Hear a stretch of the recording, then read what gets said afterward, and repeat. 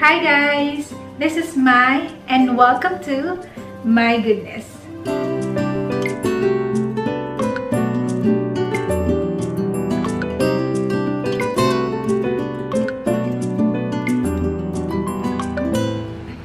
So I'm very excited for today kasi gagawa tayo ng ensaymada.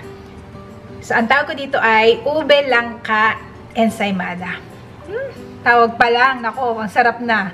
Sarap ng pakinggan yung combination ng ube at saka langka. Yan. Okay, so simulan natin guys. So, alam niyo naman gumagamit ako recently ng active dry yeast. So, ito yung gagamitin natin. Meron tayong dalawang milk dito. So, this is a total of 250 ml. So, ito yung 125 ml. Or 125 grams rather. Yun ang ginagamit natin sa pagme-measure. Now, itong kalahati, papainitan ko lang kasi dito ko ilalagay yung ating dry active yeast para mag-activate. Pero kung gumagamit kayo ng instant dry yeast, then no need to activate. Pwedeng i-mix nyo na diretso sa inyong flour. Gagawin ko lang itong maligamgam at ilalagay natin itong ating yeast. Okay, so na-microwave na natin guys yung ating milk. Lalagay ko na tong ating yeast. So, tandaan nyo guys, ginagawa ko lang ito dahil gumagamit ako ng active dry yeast or dry active yeast. Instant yeast, diretso nyo na. Okay? Hindi nyo na kailangang ipa-bloom. So, ang tawag ko dito, pinapa-bloom natin yung ating yeast para mag-activate. So now, after this, lalagyan ko siya ng konting sugar. Kumuha lang ako ng sugar dun sa measured sugar natin na 100 grams. So, yan. Gagamitin natin yan para maging active yung ating yeast. Pagkain niya kasi yung sugar. So, ma-activate because of the sugar at yung maligamgam na environment. Okay. Then, after nyong i-mix yan, let it sit hanggang mag-bloom around 10 minutes. So, i-set aside lang natin. Nakita nyo, di ba? Mamaya magkakaroon yan ng mga bula-bula. Para malaman nyo na active nga yung yeast nyo. Now, kapag hindi yan nag-bloom o hindi nagbula-bula, ibig sabihin, patay na yung yeast. So, kailangan bumili na kayo ng bago. Okay. And then, next, ito naman yung kalahati pa ng milk. Ima-microwave ko ulit ito para maging mainit. So, ito kailangan mainit na mainit. Ito naman kanina, kailangan maligamgam lang. 15 to 20 minutes. Ito mga 1 minute para mainit. And then, I'll get back to you. Okay, so guys, ito na. Yan, makikita nyo yung ating milk, umuusok-usok pa yan. Kaya natin pinainitan yung ating milk kasi gagawa tayo ng bread improver o roux na gagamitin natin pampaganda ng texture at form ng ating ensaymada. Kukuha ko ng, pag mainit na yan, dito sa ating measured flour, kukuha ko ng half cup. Lalagay ko sa kanya kagad. Immediately kasi habang mainit. And then, parang niluluto mo yung flour. Okay. So, if you've been in my channel, lagi ko itong ginagawa before sa ating mga bread. Kasi nakakatulong talaga siya. Nakakatulong siyang ma-extend yung life ng ating bread. Yung form. Okay, mataas ang form ng ating bread. Since gagawa ko na ensaymada, kailangan ko nito para maganda yung form ng bread natin. Hindi siya flat, kundi nakausbong o matambok yung ating tinapay. But if you don't want to do this, okay lang din naman. Lalo na kung pangkain lang. At saka, pinapalambot din ito kasi yung ating tinapay. Mostly mga Japanese bread, talagang manual nagagawa sila ng mga bread improver. Hindi sila umaasa sa mga chemical bread improver na nabibili. Kasi meron naman talaga nabibili. Maglalagay ka lang ng mga 1 teaspoon. Maganda na yung texture ng inyong tinapay. since iniiwasan natin gumamit ng mga ganon, kasi pang commercial talaga siya. Pang commercial bread baking. Pero, believe din ako sa Japan, kahit commercial bread yung ginagawa nila, talagang nagmi-mix talaga sila ng roux o kaya ng udane. Ng bread improver. Tapos, nire-ref na lang nila to eh. Ginagawa nila to the night before silang magbe-bake. Tapos, yun ang gagamitin nila kinabukasan. So, talagang very natural yung mga ginagamit nila. Okay. So, maganda na yung texture. Na-mix ko ng lahat. Ganyan yung kailangan natin. Alright. And, magsisimula na tayo mag-mix. Yeast. Ito na siya, oh. Active na. Ayan na siya. Ito niya. Parang nasira yung, yung milk. Ayan. Okay. Okay, so maglalagay na tayo ng ating sugar.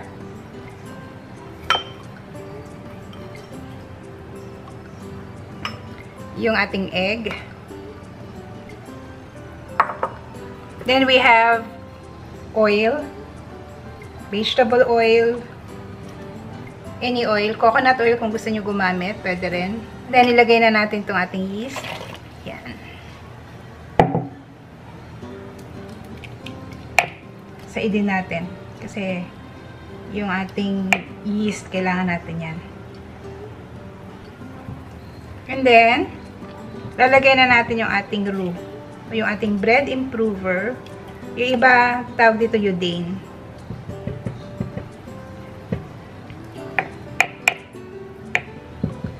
O tanzong. Minsan, iba-iba lang yung preparation, pero same lang yung purpose niya. Yung iba, lulutuin. Like, ang tansong, niluluto siya sa mainit na milk, ganon, or water.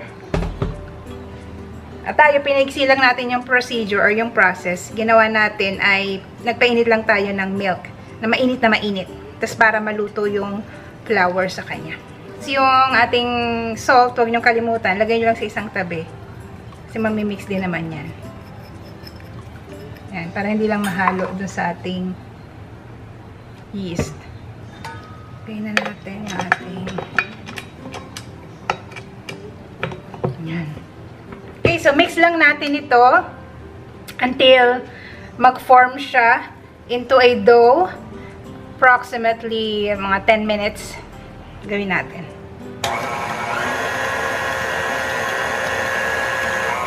Okay. Before I forget, muntikan ko pang makalimutan, lalagyan na natin siya ng ating ube flavoring. Para ma-mix siyang mabuti. Yan. And then, continue lang nating i-mix.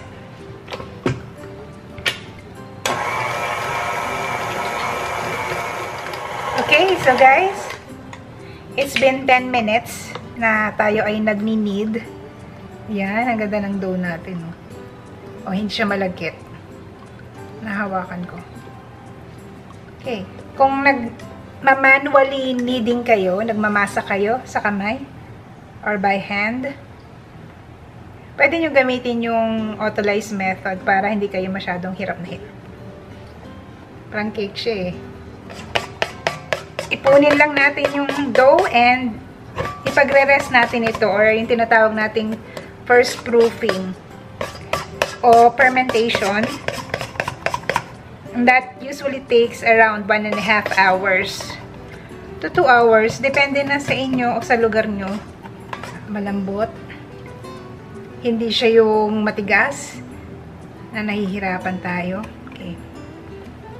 Sprinkle ko lang siya ng konting oil. Yan. Sa gilid. Balikan ko kayo guys pag nakapag-rest na yung ating dough. Alright, so guys, ito na yung ating dough. After 1.5 hours. Yan. Nilipat ko lang siya ng lagayan. Pero, malaki na to. Doble na yung size niya. Okay. Yan.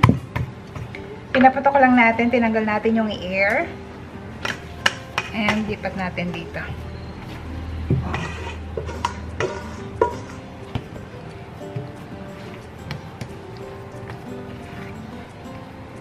So, i-divide lang natin ito into 60 grams. So, meron akong weighing scale for 60 grams. Ayan. Okay. So, this is 60 grams. Lagay lang natin dyan. So, okay guys. So, we were able to come up with 17 pieces of dough. 60 grams each.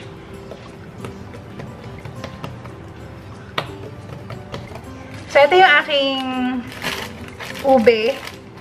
So, you can use any kind of ube halaya. Okay lang naman. Kung meron yung sa bote, nabibili sa grocery, meron yon, pwede yon. Or yung mga nabibili sa palengke. So, iniwa ko lang yung ating ube para magkasya dun sa ating 17 pieces. And then, yung ganitong langka yung gagamitin ko. Yung nasa bote. So, ito siya.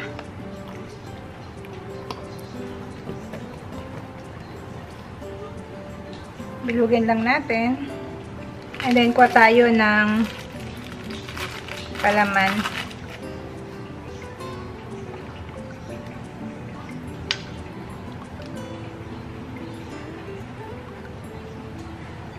Tapos, lalagyan natin ng langka.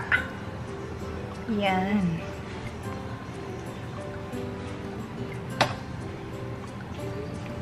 Then, ilak lang natin.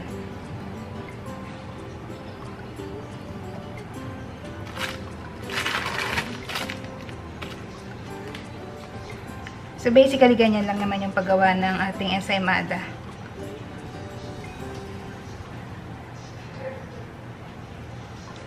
Make sure na lock yung ilalim.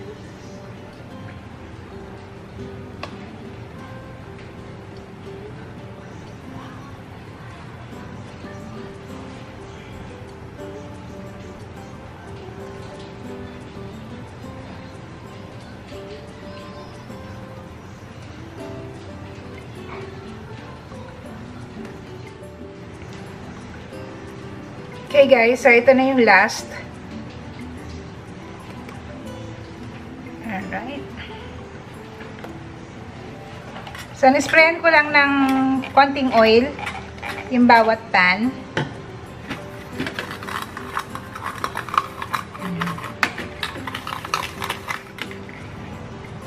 Okay.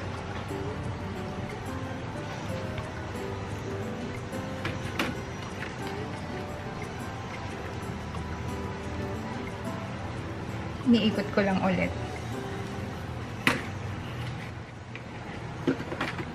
So, ito yung first batch. Yan. Okay. Alright. So, ang gagawin ko lang dito, tatakpan lang natin para mag-second proofing ng 45 minutes. Pinapat ko lang para sabay-sabay yung pag-asa niya. Okay, balikan ko kayo after 45 minutes. Okay, so after 45 minutes guys, ito na yung itsura ng ating dough.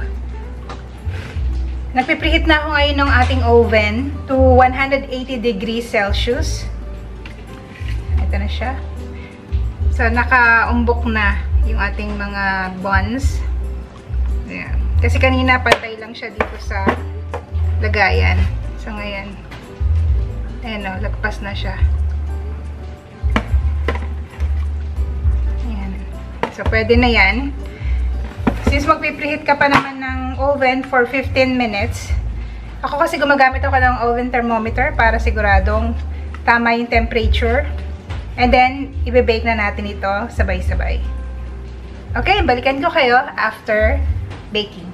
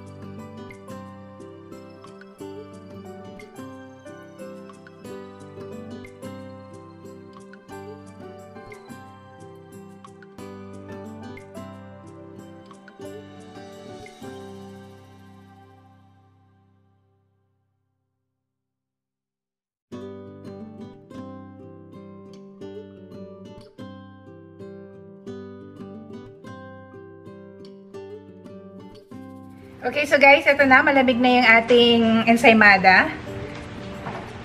Napaka-cute. Ayan o.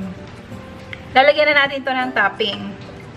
Yung heavy syrup ng langka. Pwede nyo gamitin yon para, ito yun o. Pang babrush natin sa ibabaw. Instead of gagamit tayo ng butter. Para lasang langka pa din. Konting-konti lang guys, wag masyadong basang-basa. Kailangan lang natin siya para kumapit yung cheese.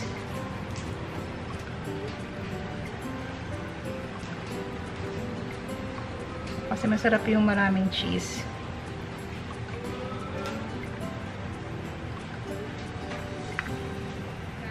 Okay, nalagyan na natin ng cheese.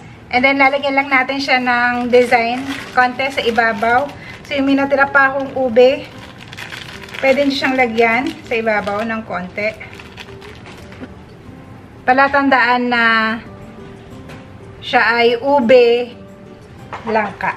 Okay, and then next naman guys, lalagyan natin siya ng langka. Sarap nito. Okay, sa ibabaw.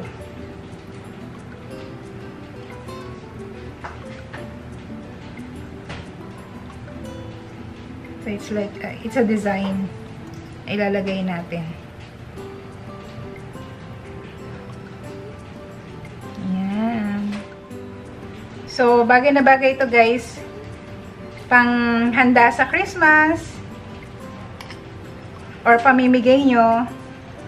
Kasi bibili pa kayo ng mga giveaways nyo. Pwede kayong gumawa na lang. And ma-appreciate pa nila tong mabuti. Kasi, pero mo homemade. Tapos, ang sarap. Okay, so we're done. Ito na yung ating ube, langka, ensaymada. Masarap po yan. Tsaka sobrang lambot. Ito pa yung isa. Diba parang cake na? Ayan o. O diba? Panghandang-panghanda na siya. Tikman na natin. Yan. Halik kaya dyan. Ito na lang. Super cute. Yan o.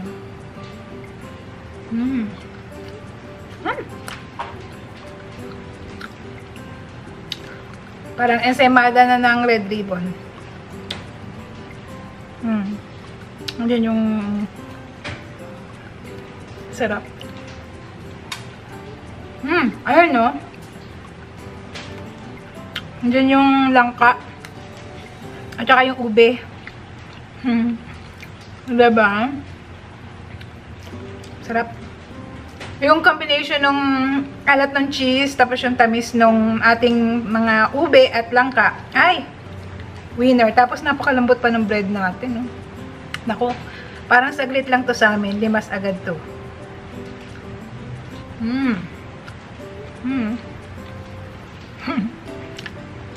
Yung may nakakain ka langka. Ang sarap niya.